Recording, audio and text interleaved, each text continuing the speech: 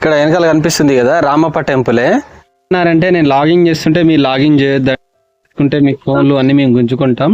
In case మీరు login చేయాలనుకుంటే మీరు హైదరాబాద్ నుంచి పర్మిషన్ తీసుకోవాలి. పిక్స్ అయితే ఎన్నెన్నో తీసుకోవచ్చు కానీ లాగిన్కి అయితే అస్సలు అలో లేదని అయితే చెప్పేశారు.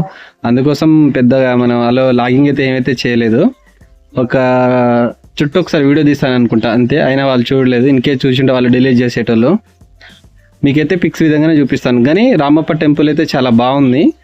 ఒకసారి మీరు ఎవరైనా చూడాలనుకుంటే వచ్చి చూడొచ్చు అసలు వాళ్ళు ఎలా కట్టారు ఏంటిదని. ఇప్పుడు మనం ఎప్పుడైనా ఎలా కడతామండి, ఇప్పుడు నేలపైన కడతాం కదా. ఈ రామప్ప టెంపుల్ దేని మీద కట్టారంటే ఇసుక మీద కట్టారు. వాళ్ళు చుట్టూ ఇసుకనే ఉంది, ఏమైతే లేదు. ఇదేనండి రామప్ప టెంపుల్కి ఎంట్రన్స్.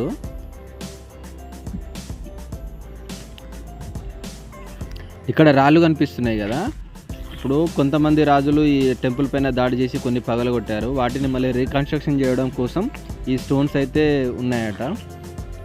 రామప్ప టెంపుల్కి అయితే ఇదేనండి ఎంట్రన్స్. ఇక్కడ నుంచే లోపలికి వెళ్ళాలి.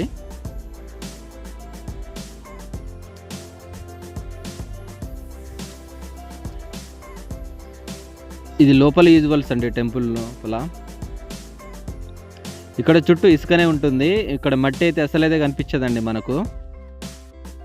సన్న ఇసుక ఉంది, మళ్ళీ దొడ్డు ఇసుక అయితే అసలు కాదు.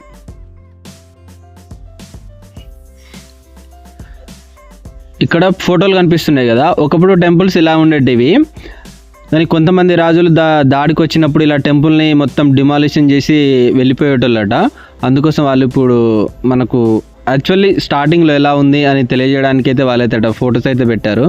కానీ ఈ రామప్ప టెంపుల్ని కూడా మళ్ళీ రీకన్స్ట్రక్షన్ అయితే చేస్తున్నారు. ఇక్కడ కింద ఇసుకనే ఉందండి, మట్టి అయితే అస్సలు లేదు. మళ్ళీ కింద పైన ఎండ కొడుతుంది కదా, కింద కాళ్ళు కూడా బాగా మండుతున్నాయి. ఇప్పుడైతే చాలామంది టూరిస్టులు అయితే వస్తున్నారట. ఒకప్పుడు అంతలా టూరిస్టులు అయితే రాకపోయేది. ఎక్కువ స్కూల్ పిల్లలు, కాలేజ్ పిల్లలు అయితే ఎక్కువ వస్తున్నారండి ఇక్కడికి.